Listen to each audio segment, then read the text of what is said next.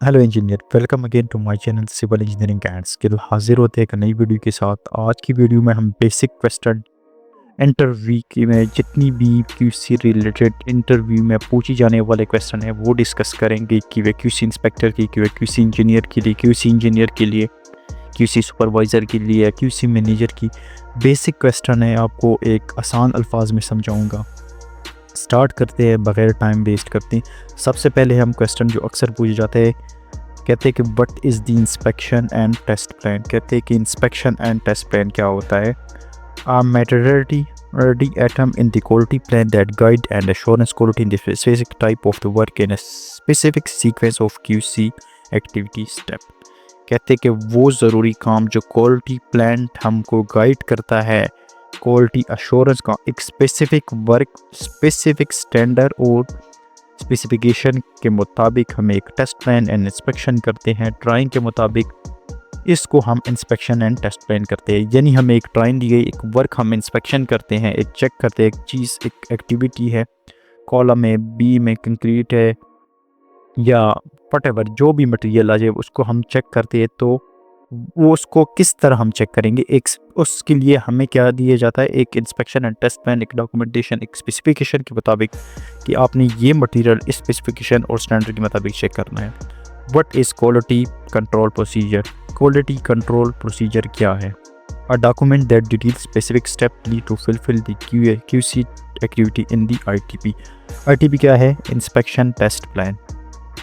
ये inspection and test plan, ठीक है, ये एक डॉक्यूमेंट है। देखो मैंने यहाँ आपको बता दिया कि ये क्या है, कि इंस्पेक्शन एंड टेस्ट प्लान क्या है, एक डॉक्यूमेंट है जो स्पेसिफिक स्टेप्स इसमें बताई गई होती है क्यूसी यानी क्वालिटी एश्योरेंस और क्वालिटी कंट्रोल के मुताबिक आपने इंस्पेक्शन को, किसी भी एक्टिविटी को उस डॉक्यूमेंट के मुताबिक चेक करते हैं। जो डॉक्यूमेंट जिसमें स्पेसिफिकेशन स्टैंडर्ड होती है, जो प्रोसीजर बताए होते हैं, उसको आईटीपी कहा जाता है, ठीक है।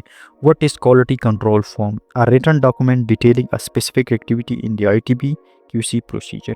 ये वो रिटन डॉक्यूमेंट है जो स्पेसिफिक एक्टिविटी को आईटीपी में क्यूसी प्रोसीजर के मुताबिक फॉलो करती है या रिटन उसमें होती है। What reference will be found in the ITP, ठीक है।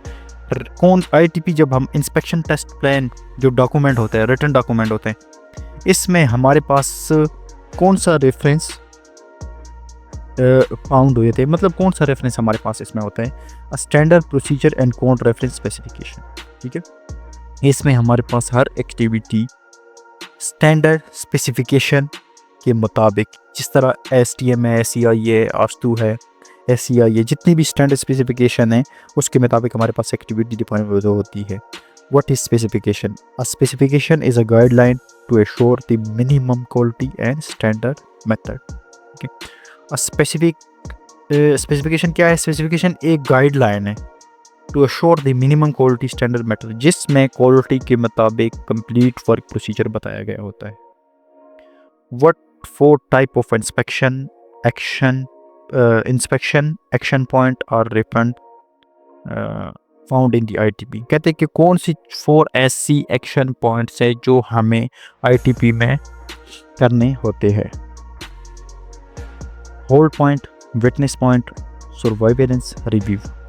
इस कंप्लीट 4 पॉइंट्स पे मेरी एक वीडियो है, वो आप यूट्यूब में लिंक डिस्क्रिप्शन में दे दूंगा, आप उसमें चेक करके कर सकते हैं। होल्ड पॉइंट क्या होता है, विटनेस पॉइंट क्या होता है, सर्वाइवेलेंस क्या होता है, रिव्यू पॉइंट क्या होता है, ठीक है। What is the minimum design compressive strength for structure concrete at 28 days during curing, ठीक है। कहते हैं कि minimum design compressive strength structure concrete 28 days curing, हमारे पास जो कंप्रेसिव स्ट्रेंथ है वो कितनी अचीव हो जाएगी, 4000 psi, ठीक है। 4000 psi तो इसलिए गिवन है कि अगर ये स्ट्रक्चर है, इसकी जो स्टैंडर्ड है स्ट्रेंथ है वो 4000 psi है। अगर इन केस हमारे पास एक स्ट्रक्चर है वो अगर 3000 psi या 6000 psi है, तो 28 डेज आफ्टर क्यूरिंग हमारे पास उसकी जो स्ट्रेंथ है वो वही होगी जो स्टैंडर्ड स्पेसिफिकेशन में हमें इसकी मिक्स डिज़ाइन में एग्जांपल 6000 psi तो वो दी गई, तो वही अचीव करेगी आफ्टर 28 डेज क्यूरिंग के बाद। Calibration of instrument gauges and test equipment are not exceeding डैशमेंट। कैलिब्रेशन ऑफ इंस्ट्रूमेंट गेजेस, जितनी भी हमारे पास लेबॉर्ट्री में या QC डिपार्टमेंट में या किसी भी डिपार्टमेंट में जो कैलिब्रेशन हम करते हैं एक इक्विपमेंट पे, एक इंस्ट्रूमेंट की, वो कितने महीने बाद करनी चाहिए हमारे पास? ये 6 मंथ के बाद। What is the required minimum base of the trench on either side of the pipeline.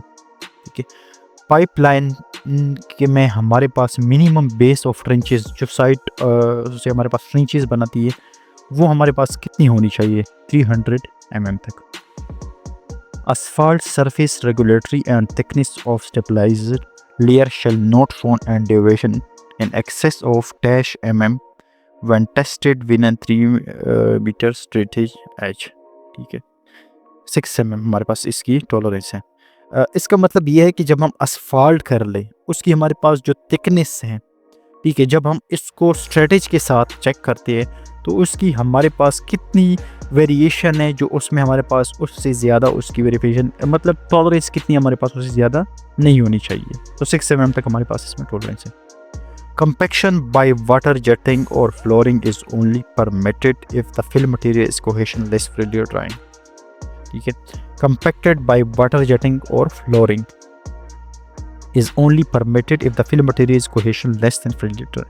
ये ड्राइनिंग सैंड, हम सैंड ऐसा मटेरियल जो हम compacted by water jetting या फ्लोरिंग के लिए यूज़ कर सकते हैं।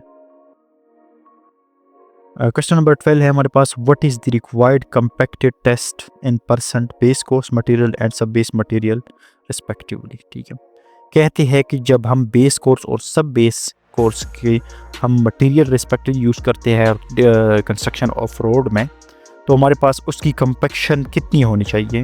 हमारे पास जो सब बेस है वो अक्सर होती है 98% और बेस कोर्स जो हमारे पास होता है वो 100% होता है।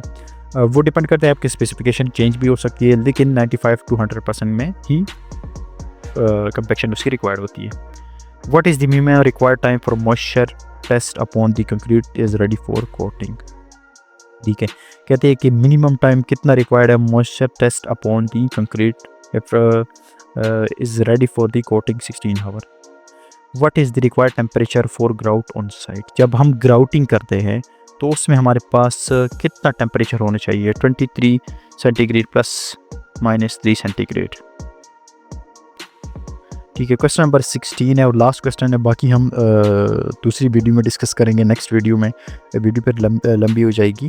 तो for pipeline what is the maximum allowable unsupported length before back filling. कहते हैं कि जब हम पाइपलाइन करेंगे तो हमारे पास maximum allowable unsupported length before back filling कितनी होनी चाहिए? हमारे पास 3 मीटर तक होनी चाहिए। ठीक है, उसमें ये है कि जब हम पाइपलाइन एक्सकेवेट करें, एग्जांपल ये हमारे पास बीच में हम पाइपलाइन करें तो हमारे पास ये जो एरिया है कम से कम तकरीबन 3 मीटर तक होना चाहिए। एग्जांपल वर्टिकल ये यहाँ से यहाँ तक हमारे पास 3 मीटर तक होने चाहिए, क्योंकि इसमें अगर हम पाइप लेइंग करेंगे तो जब हम इस पे बैक फिलिंग करेंगे तो उसमें अगर किसी चीज़ की ज़रूरत हो, इंस्ट्रूमेंट की ज़रूरत हो या लेबर मूव करेंगे तो उसके लिए इश्यूज़ ना बने। ठीक है, तो इस रिलेटेड कोई भी क्वेश्चन रिलेटेड हो तो आप कमेंट सेक्शन में पूछ सकते हैं। Thank you.